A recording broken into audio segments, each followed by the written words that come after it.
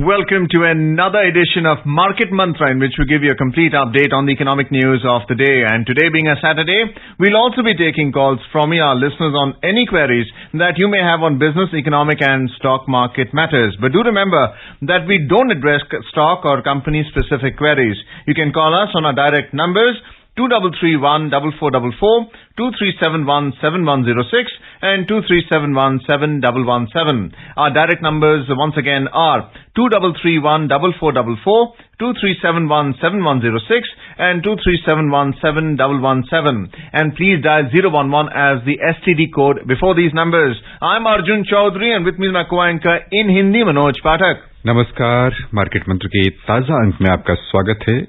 आज शनिवार है और आज के दिन हमेशा की तरह हम आपको अपने कार्यक्रम में सम्मिलित होने के लिए आमंत्रित करते हैं। यदि आप पूछना चाहते हैं अर्थनीति, कारोबार या शेयर बाजार से जुड़ा हुआ कोई भी सवाल तो निसंकोच पूछिए। बस ये ध्यान रखिएगा कि हम किसी खास कंपनी या शेयर के बारे में आपको जानकारी नहीं दे पाएंगे। हमसे सवाल पूछने के लिए आप डायल कर सकते हैं 2331-4444, 2371-7106 या फिर 2371-7117। हमारे साथ खबरों पर चर्चा और आपके सवालों का जवाब देने के लिए कार्यक्रम में आमंत्रित हैं ऑनलाइन वरिष्ठ आर्थिक मामलों के विश्लेषक शरद कोहली। शरद जी, कार्यक्रम में आपका स्वागत है। नमस्कार विनोद, नमस्कार मनोज, नमस्कार Arjun and very warm greetings to all the listeners. आइए आरंभ करते हैं अंग्रेजी में हेडलाइंस के साथ, जिसे लेकर मौजूद हैं Arjun Chaudhary. Domestic stocks surged around 3.5% during the week ended yesterday. Sensex reclaims 50,000 mark. Nifty regains 15,000 level. Rupee logs a 45 paise weekly appreciation against the US dollar. And foreign exchange reserves of the country crosses the $590 billion mark. कल समाप्त कारोबारी सप्ताह के दौरान प्रमुख घरेलू सूचकांक लगभग 3.5% उछले। सेंसेक्स एक बार फिर 50,000 के स्तर से ऊपर पहुंचा। निफ्टी भी दोबारा 15,000 के आंकड़े को कर गया पार। $1 की तुलना में रुपया साप्ताहिक आधार पर 45 पैसे मजबूत हुआ और 14 मई को समाप्त कारोबारी सप्ताह में देश का विदेशी मुद्रा भंडार बढ़कर $590 अरब से अधिक पर पहुंचा।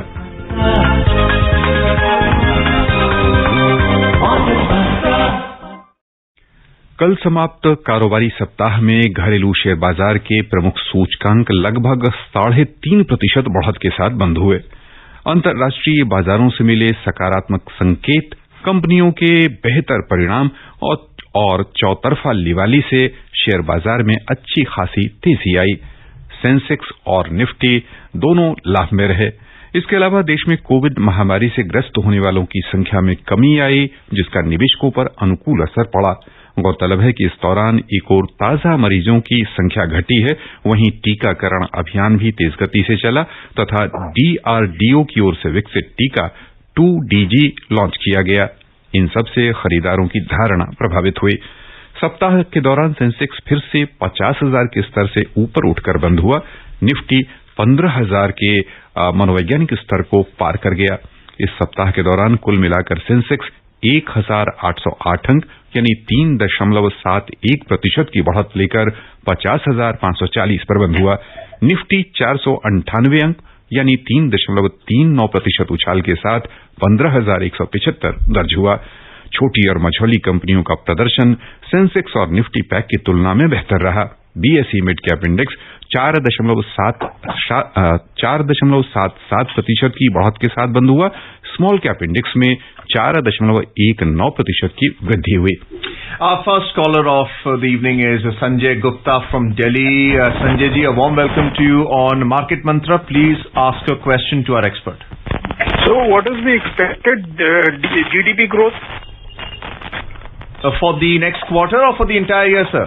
I'm talking about the entire year. Well, Sanjay ji, it is a slightly tough year for the country when we were all expecting, and all the international agencies, including the IMF, the World Bank, even domestically, Reserve Bank, Government of India, all agencies were predicting a double-digit growth. And then came this second deadly corona wave. So I think this has definitely set us back. So the expected growth has now been forecast at below 10%. It has come down to single digit. It'll all depend because the country is going through regional lockdowns. We have lockdowns in most of the states, populated states, I would say. So I think it all depends on how quickly we are able to unlock and get the economic activity back on track. Sooner the economic activity comes back, I think we should be able to resume and be back on the growth track. For now, fingers crossed, I think I'm expecting around, 8 to 9% if all goes well and we are quickly able to get back to the economic activity, which is right now partly stalled because of the lockdown. So I think 8 to 9%, but then if this continues and if there is a third wave, a lot of doctors, a lot of scientists, they are talking of the third wave as well. If that comes, then these forecasts can go haywire. So it's a very tough call to make a forecast for this year. But for now, assuming all goes well for rest of the year, I think about 8 to 9% should be reasonably achievable. आइए चलें कोलकाता से हमारे साथ phone line पर हैं विश्वरूप। बहुत बहुत आपका स्वागत, सवाल पूछें। We rented land from a port in Kolkata ji and built our house on it. Yeah. The property tax for the house is collected by the port along with the rent for the land and passed on to the municipality as per an agreement between them. No GST is applicable on property tax and the municipality does not charge anything to the port. But the port says that we have to pay GST on the total under law. What's the remedy? Well, Vishwarup ji, since the port is liable here to pay the GST on the rental, so there is little that you can do about it, because only thing is that the port can claim it as an input, which is called the ITC, the input tax credit, when they set it off against their outgoing GST. So that seems to be the only way out. Otherwise, there is no way you can probably prevent the port from charging GST. The GST laws, the SGST and the CGST is applicable in West Bengal as well. So therefore, unfortunately, you can't do anything about it. But then ITC benefit can always be claimed, Vishwarup ji. Keep that in mind, please. आइए चलें सीतामढ़ी बिहार, आमंत्रित करें राजीव जी, बहुत बहुत स्वागत, सवाल पूछें। हाँ, मेरा सवाल ये है सर जी। सबसे पहले मार्केट मंत्री टीम को नमस्कार। नमस्कार। मेरा सवाल ये है कि स्टॉक ऑपरेटर बार बार सुनते हैं कि कभी कभी स्टॉक ऑपरेटर ये स्टॉक को ऊपर या नीचे ले जाते हैं, तो मैं ये नया अभी इन्वेस्टर हूँ स्टॉक मार्केट में अभी तो ये मैं थोड़ा पैनिक हो जाता हूँ कि किसी स्टॉक को अगर कोई ऊपर ले जाए या नीचे ले जाए तो फिर तो इन्वेस्टिंग का क्या हो जाएगा, तो उसी के बारे में थोड़ा डिटेल्स बताते हैं आप कि कोई घबराने वाली बात नहीं है या फिर इसमें कोई गेम चलता है या कुछ और बात है। राजीव जी, देखिए, आपका जो कंसर्न है एज एन इन्वेस्टर, आपको ऐसा लगता है कि कुछ स्टॉक ऑपरेटर्स हैं जो मार्केट को डोमिनेट करते हैं, ऊपर नीचे स्टॉक को ले जाते हैं। पर राजीव जी, मैं अगर ये बात सही है या नहीं है, मैं इस बात से ऊपर उठ के एक बात आपको बताता हूं कि अगर आप निवेशक हैं, अगर आप इन्वेस्टर हैं और आप मध्यम से लंबी अवधि तक के निवेशक हैं, मतलब आप बहुत ज्यादा शॉर्ट टर्म डे ट्रेडिंग नहीं करते हैं या एक्सपायरी तक ट्रेडिंग नहीं करते हैं या पोजिशनल ट्रेड्स नहीं लेते हैं, तो फिर आपको बिल्कुल भी चिंता करने की जरूरत नहीं है, क्योंकि स्टॉक ऑपरेटर कुछ नहीं होता। स्टॉक ऑपरेटर होता है जो बड़ा ट्रेडर है, जिसके हाथ में ज्यादा पैसा है। नेचुरली जब आप कोई चीज ज्यादा वॉल्यूम पे खरीदेंगे तो उसका प्राइस पर एक दो लोगों के खरीदने से फर्क पड़ सकता है। कोई बड़ा, मान लीजिए इंस्टीट्यूशनल इन्वेस्टर आ गया, उसने आप 1000 शेयर लेते हैं, उसने आके 1 करोड़ शेयर ले लिया, तो लाजमी बात है कि वो प्राइस को आपके खरीदने से प्राइस नहीं हिलेगी, उसके खरीदने से प्राइस अपनी जगह से हिलती है। इसी प्रकार बेचने पे होता है। पर जो मध्यम से लंबी अवधि के निवेशक होते हैं राजीव जी, उनको इस चीज की बिल्कुल भी चिंता करने की जरूरत नहीं है, क्योंकि स्टॉक ऑपरेटर्स इवेंचुअली जो स्टॉक होता है वो अपने फंडामेंटल्स पे, कंपनी की स्ट्रेंथ पे, उसके प्रॉफिट्स पर, प्रोमोटर्स कैसे हैं, जितने भी फंडामेंटल फैक्टर्स होते हैं उसके ऊपर जाके वो सेटल रहता है। तो छोटे मोटे मूवमेंट किसी बड़े निवेशक की वजह से, किसी बड़े ट्रेडर की वजह से अगर होते भी हैं तो एक निवेशक पे उसका असर नहीं होना चाहिए। हाँ, अगर आप भी बहुत छोटी अवधि में ट्रेडिंग करते हैं, दिन में खरीद लिया, हफ्ते बाद बेच दिया, तो शायद आपको ऐसा महसूस होता होगा कि मेरी मर्जी नहीं भी थी, ये स्टॉक गिरना चाहिए था पर ये तो उठ गया, उठना चाहिए था पर गिर गया। ये महसूस उन्हीं लोगों को होता है जो बहुत छोटी अवधि के लिए ट्रेडिंग करते हैं। आप मध्यम से लंबी अवधि तक के लिए राजीव जी नहीं, आपने कहा कि आप निवेशक हैं, तो आपको इन चीजों में बिल्कुल भी चिंता करने की आवश्यकता नहीं है। Would mutual fund be the correct alternative for Rajiv, our caller who asked you this question? Yes, Arjun. I mean, mutual funds obviously for people who do not want to directly play with the stock market and want to minimize the risk of movements in stocks. Well, stock market is a right tool, undoubtedly. You rightly said.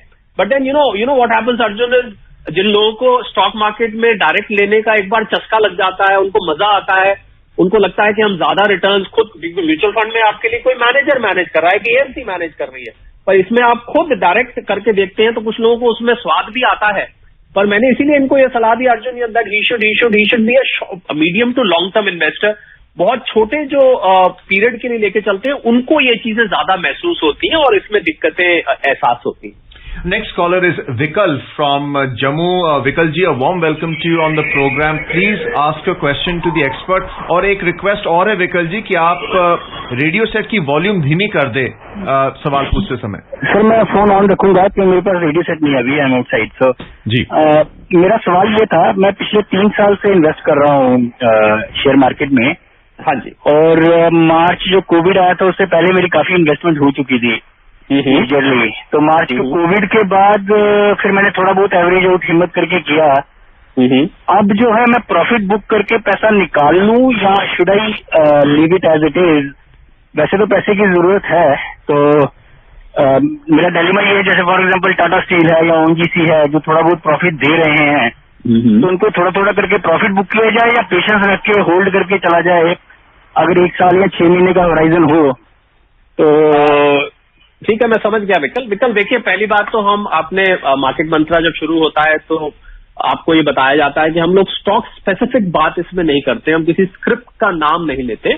पर आपके प्रश्न का मैं फिर भी उत्तर दूंगा एक general तौर पर और एक एक्सपर्ट होने के नाते कि देखिए, आपने मार्च में लिया था, उसके बाद लाजमी बात है वो क्रैश हुआ होगा और आप घबरा गए होंगे, आपने फिर नीचे के लेवल पे और खरीदा, उसको एवरेज आउट किया। अब क्योंकि मार्केट ऑलमोस्ट तब से लेके अब तक, पिछले मार्च की बात करें 2020 की, अब तक करीब करीब डबल हो चुकी है और कुछ आपके स्टॉक्स प्रॉफिट में भी आ गए होंगे, कुछ सेक्टर्स बहुत अच्छा कर रहे होंगे, कुछ मॉडरेटली अच्छा कर रहे होंगे, कुछ बिल्कुल एवरेज पे होंगे और कुछ हो सकता है अभी भी पूरी तरह से ना चढ़ पाए हो। तो ये तो विकल ये सारा चीज देखना पड़ेगा, आपका पोर्टफोलियो क्या है।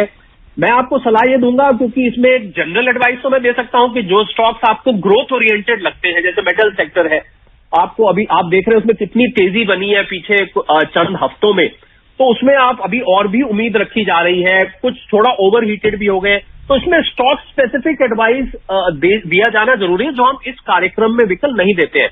तो मैं आपको सलाह दूंगा, आप किसी पोर्टफोलियो मैनेजर या कोई स्टॉक मार्केट एक्सपर्ट आपके इर्द गिर्द जो हो, आप उससे सलाह लें, क्योंकि हम स्टॉक स्पेसिफिक बात यहां नहीं कर सकते, इसलिए मैं आपको नहीं बता पाऊंगा। पर जनरली जो आपके अच्छे ग्रोथ ओरिएंटेड स्टॉक्स हैं उनको आप लंबे समय में भी रखेंगे। जितना पैसा आपको जरूरत है आप उसमें से निकाल लें, जो पैसा आपको जरूरत नहीं है बने रहे। हमने देखा है कि जो भी लंबी अवधि के निवेशक स्टॉक मार्केट में होते हैं वो कभी भी निराश होकर नहीं जाते। मैं आपको एक ये जनरल रूल बता देता हूं जिसको सुन के आपको बहुत तसल्ली मिलेगी। तो जितना पैसा जरूरत है उतना निकालिए, बाकी के लिए बने रहिए। आने वाला समय भारत के लिए, जैसे ये कोविड की समस्या समाप्त होगी, भारत के लिए आने वाला समय बहुत अच्छा है। मैं बहुत बुलिश हूं, मुझे लगता है कि स्टॉक मार्केट जो अपने पिछले सबसे ऊंचे स्तर थे उसको बहुत जल्दी छू के उससे आगे निकलेगा।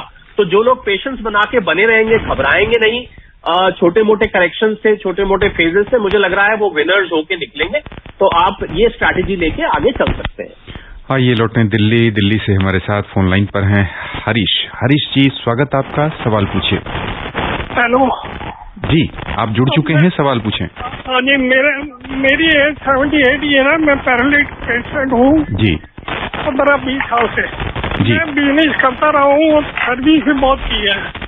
मेरा एक क्वेश्चन है जो मेरे को कभी भी किसी ने सेटिस्फाई नहीं किया कि MRP जो लिखी जाती है किसी चीज की, वो आज से 40-50 साल पहले भी जो आइटमें अनब्रांडेड आती थी उसके ऊपर MRP लोग 600 रुपये सपोज MRP लिख दिया, चीज है 50 रुपए, मार्केट से 70 रुपए की मिलती है, रिटेल में आके, कॉलोनियों में आके वो चीज 600 की, वो कहता है कितने की मर्जी ले लो। ये चलते चलते अब मैं ये फील करता हूँ कि अनब्रांडेड की बजाय इवन ब्रांडेड में भी आपको ये नहीं पता लग सकता कि इस चीज का बेस प्राइस क्या है। हरीश जी, पहले हम आपकी सराहना करते हैं। आपने इतनी आपकी तबीयत नहीं ठीक रहती, आपने इतनी हिम्मत करी ये बात उठाने की और ये बात पूछने की, बहुत ही प्रशंसनीय है। देखिए, एमआरपी मैक्सिमम रिटेल प्राइस होता है और ये एज पर लॉ हर कंपनी को हर प्रोडक्ट पे ऊपर लिखना मैंडेटरी होता है, जिससे ग्राहकों को ठगा ना जा सके। उससे ऊपर वो कीमत वसूल नहीं सकते। इसका अर्थ ये होता है कि उससे ऊपर। अब आपकी बात बिल्कुल जायज है। आपने कहा कि एमआरपी कुछ भी लिख दी जाती है और उसके बाद कॉलोनीज में या छोटे छोटे जो दुकानदार है, किराने वाले, वो उसको कहते हैं कि आप इतना दे दीजिए, या एमआरपी मान लीजिए 700 रुपए है तो आप 600 दे दीजिए, 650 दे दीजिए। तो ग्राहक के लिए आपकी बात बिल्कुल सही है कि ग्राहक के लिए ये पता लगाना बहुत मुश्किल है कि जो एमआरपी लिखी है क्या वही सही प्राइस है या उससे नीचे भी ये दिया जा सकता है, क्या वो कितना मार्जिन ले रहा है, कितना प्रॉफिट ले रहा है। आपकी बात से मैं सहमत हूं, ये पता लगाना ग्राहक के लिए मुश्किल है। परंतु मैं आपको ये सतर्क करना चाहूंगा, क्योंकि आप बहुत सीनियर हैं और आप इस बात को जानते हैं, जहां ग्राहक को ये महसूस होता है हरीश जी कि यहां पर मेरे साथ ठगी हो रही है, आप उसका तरीका क्या है कि आप दो अलग अलग दुकानों से या दो अलग अलग मोहल्लों से, दो अलग अलग इलाकों से आप प्राइस को कंपेयर करके देखें। अगर आपको लग रहा है कि बहुत ज्यादा एक ही आइटम में, एक ही ब्रांड में आपको फर्क नजर आ रहा है, तो हमारे यहाँ कंज्यूमर कोर्ट जो है वो बहुत सक्रिय है इस समय, और आप उस मुद्दे को कंज्यूमर कोर्ट में उठा सकते हैं कि मेरे साथ मुझे ठगा गया, एमआरपी ये लिखी हुई थी, दूसरी दुकान पे मुझे वो 50 रुपए कम में भी दे दी, जबकि एमआरपी दोनों जगह एक ही लिखी हुई थी। तो ये दुकानदार ज्यादा मार्जिन लेने की कोशिश कर रहा है या ग्राहकों को ठगने की कोशिश कर रहा है। कहीं आपको अगर ऐसा महसूस होता है तो कंज्यूमर कोर्ट्स के दरवाजे आपके लिए हमेशा खुले हैं। आप वहां पर कंज्यूमर फोरम में केस डालें, कंप्लेंट करें, और मैं आपको आश्वासन देता हूं कि उस पर एक्शन होता है, और आजकल बहुत जल्द एक्शन होता है, क्योंकि सारी प्रक्रिया को डिजिटल कर दिया गया है और आपको महसूस होता है। पर हमें खेद है अगर आपके साथ कहीं ऐसा हुआ है कि आपको पैसा फालतू देना पड़ा एमआरपी के आड़ में, तो हमें इस बात का खेद है, पर इसका निस्तारण आप इस जरिए से कर सकते हैं। Next caller is Vikas from Faridabad. A warm welcome to you on the program. Please ask your question to the expert. विकास जी, सवाल पूछिए। Sir, I'm Vikas speaking from Faridabad, Haryana. Sir, what is digital marketing? What are the advantages and disadvantages? विकास, बहुत अच्छा सवाल पूछा आपने। Digital marketing है, देखिए जो ट्रेडिशनल फॉर्म ऑफ मार्केटिंग होती थी, किसी प्रोडक्ट को अगर आपको दुनिया को बताना है कि ये प्रोडक्ट अच्छा है, बिकता है, ये सस्ता है, जो भी आप प्रोडक्ट, तो वो पहले आपने देखा होगा होर्डिंग्स पे उसका एडवर्टाइजमेंट किया जाता था, अखबारों में, टेलीविजन पे। ये परंपरा अभी भी जारी है, पर एक साथ में जो एक नया माध्यम बना है वो डिजिटल माध्यम है, जो सोशल मीडिया के माध्यम से या इंटरनेट के माध्यम से जो रीच है। आज देखें, हम कुछ सोशल मीडिया ऐसे हैं, हम यहाँ पर नाम नहीं लेंगे, जिनकी दुनिया की पहुंच आज 350-400 करोड़ लोगों तक है। तो वो एक बहुत बड़ी मार्केट, बहुत बड़ा एक कनेक्टिविटी का प्लेटफॉर्म बन जाता है। तो आजकल, और ये सस्ता भी है, डिजिटल मार्केटिंग करके आप किसी भी चीज को बहुत सारे लोगों तक, उनके मोबाइल फोन्स, उनके कंप्यूटर्स तक पहुंचा सकते हैं, अपनी बात कह सकते हैं, उसके अच्छे अच्छे पोस्टर बना सकते हैं, उसके बारे में शॉर्ट वीडियो फिल्म बना सकते हैं, उसके बारे में आप रिव्यूज लिख सकते हैं। तो मैं समझता हूं एक नया जरिया दुनिया को मिला है अपने प्रोडक्ट को एडवर्टाइज करने का, मार्केट करने का, जो कि बहुत जल्द, स्पीड भी इसकी बहुत तेज है। अब मान लीजिए चौराहे पे होर्डिंग लगी है, आप उस चौराहे से कब गुजरेंगे, कब नहीं गुजरेंगे, कितने लोग गुजरेंगे, पर मार्केटिंग तो हर एक के हाथ में मोबाइल फोन है।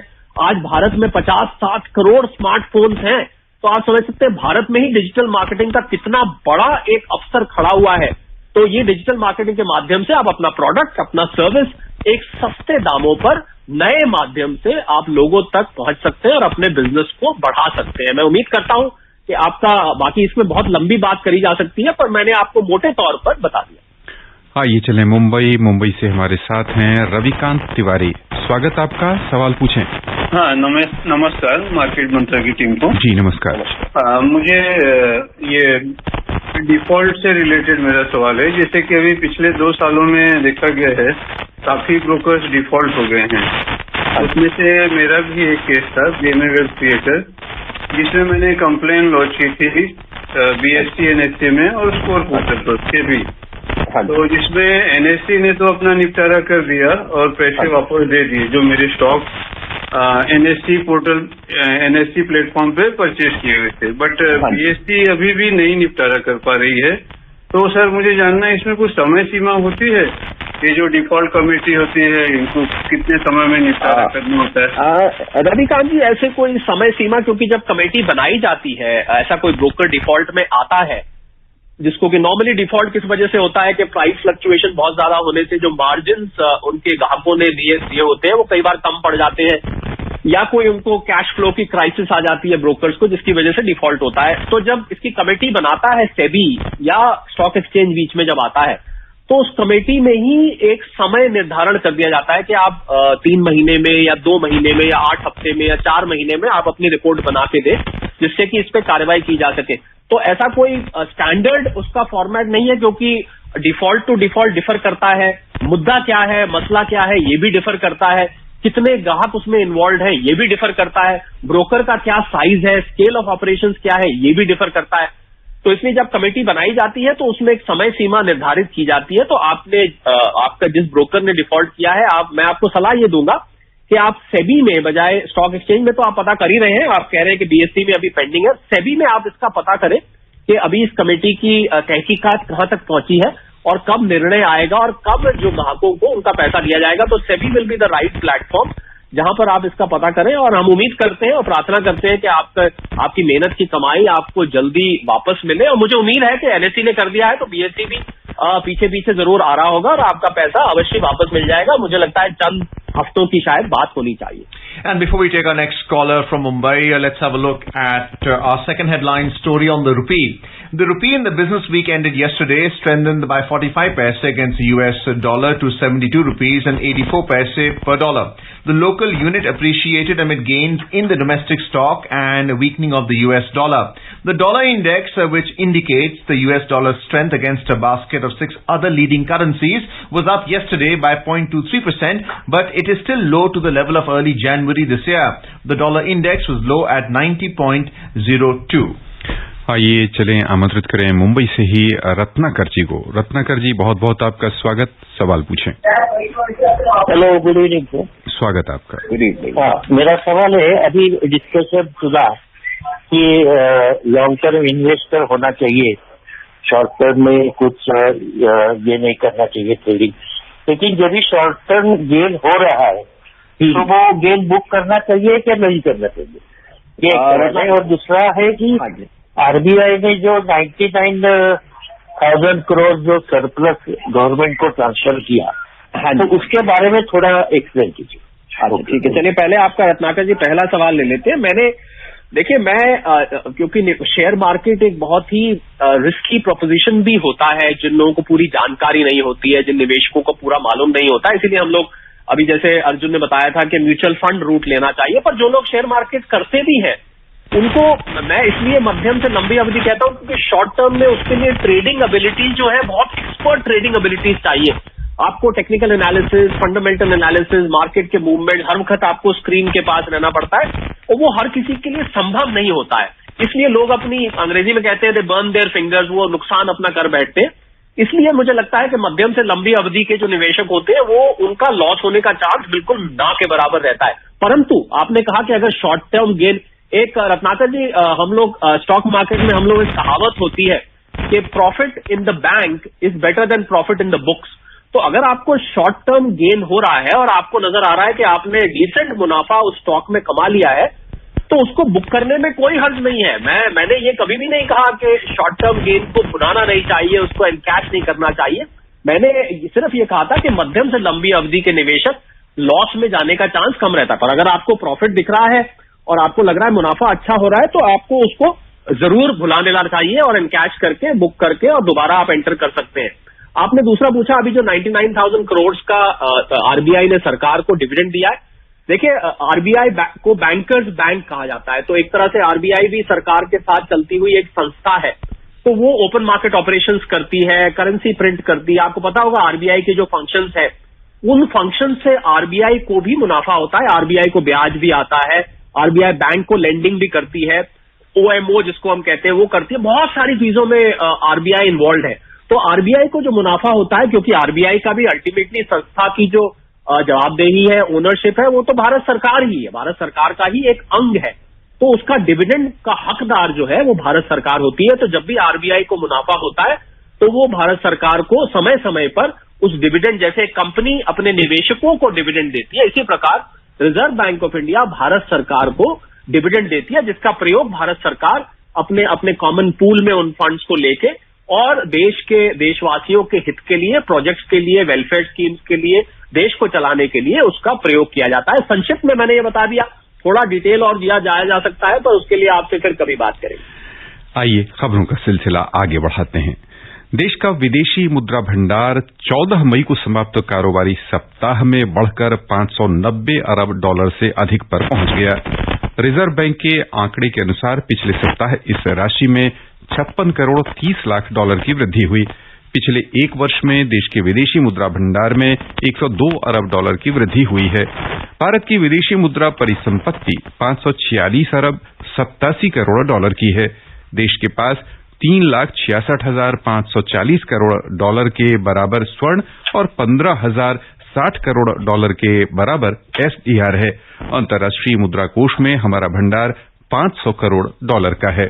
And before we take our next caller from Kolkata, let's have a look at the U.S. market. U.S. stocks closed mixed yesterday in a volatile trade during the business week. Concerns about inflation created doubts about the pandemic-hit economic recovery. The Dow Jones Industrial Average was the only gainer as it added 0.4%, while the S&P 500 fell marginally by 0.1%, and the Nasdaq Composite Index declined 0.5%. Let's take our next caller, Rahul from Kolkata. Rahul, a warm welcome. Please ask your question quickly. We're running out of time. Good evening sir. जी स्वागत आपका, सवाल पूछिए। हाँ sir, मैं एक intraday trading कर रहा हूँ। सीए स्टूडेंट हूँ, लेकिन अभी ऑफिस पूरा क्लोज है, इसलिए मैं इंटरडे ट्रेडिंग कर रहा हूँ। अच्छा, मैं आपसे पूछना चाहता हूँ कि नेक्स्ट वीक के लिए कौन सा सेक्टर बेहतर होगा? किसके लिए बेहतर होगा? नेक्स्ट वीक में सर कौन सा सेक्टर में इन्वेस्ट करना बेनिफिशियल होगा नेक्स्ट वीक के लिए? Yes sir. राहुल, बहुत अच्छा शौक है। आपसे कहा कि अभी लॉकडाउन है, आप सीए कर रहे हैं, आपके ऑफिस बंद है, तो क्यों ना इंट्रा ट्रेडिंग कर ली जाए। पर राहुल, ठीक है, एक्सपेरिमेंट करने के लिए, सीखने के लिए ठीक है, पर अभी आप एक स्टूडेंट है, तो मैं आपको ज्यादा एडवेंचर की अभी राय नहीं दूंगा। और इतने शॉर्ट टर्म आप कहेंगे कि नेक्स्ट वीक के लिए क्या, हम यहाँ पर स्टॉक स्पेसिफिक बात राहुल नहीं करते हैं। और किसी दुनिया में किसी के लिए भी स्टॉक मार्केट को एक्यूरेटली प्रिडिक्ट करना संभव नहीं है, ये बात हमेशा ध्यान में रखेगा, तभी इसको स्पेकुलेशन कहते हैं। तो ज्यादा मैं तो आपको थोड़ी सी सलाह एक कदम आगे जाकर दूंगा कि ज्यादा आप अभी स्पेकुलेशन ना करें। थोड़ा बहुत अपना, ठीक है, ड्रिबलिंग आप कर रहे हैं, सीखने की कोशिश कर रहे हैं, वो 4 पैसे हो सकता है आपके बन भी जाए, परंतु 4 पैसे जेब से गवा भी जाते हैं। तो अभी आप स्टूडेंट हैं, अपने पेरेंट्स आपको फंड कर रहे होंगे, तो ऐसा ना हो कि कहीं पेरेंट्स का दिया हुआ पैसा जो आपको सस्टेन के लिए वो भी चला जाए। पर नेक्स्ट वीक मार्केट जो है अभी बुलिश टोन में है। अगर मैं बात करूं तो कोरोना के केसेस नीचे आ रहे हैं, वैक्सीनेशन की रफ्तार है, अमेरिकन मार्केट्स अभी अच्छे चल रहे हैं। हो सकता है कि मार्केट ऊपर जाए, पर राहुल ध्यान रखें, मार्केट नीचे भी जा सकती है, तो जरा ज्यादा एडवेंचर ना करें। अर्जुन, मनोज, मैं इनको आपकी पोजीशन से ये एडवाइस करूंगा कि जरा समझ। जी, बहुत सही सलाह आपने दी है वर्तमान स्थितियों को देखते हुए, और श्रोताओं की ओर से शरद जी हम आपको बहुत बहुत धन्यवाद देना चाहेंगे। My pleasure Manoj, my pleasure Arjun, thank you. Thank you. And before we close, a reminder of the headlines. Domestic stocks surged around 3.5% during the week ended yesterday. Sensex reclaimed 50,000 mark. Nifty regains 15,000 level. Rupee logs 45 paise weekly appreciation against the US dollar. And foreign exchange reserves of the country crosses the $590 billion mark. And that's it in this edition of Market Mantra for now. Goodbye.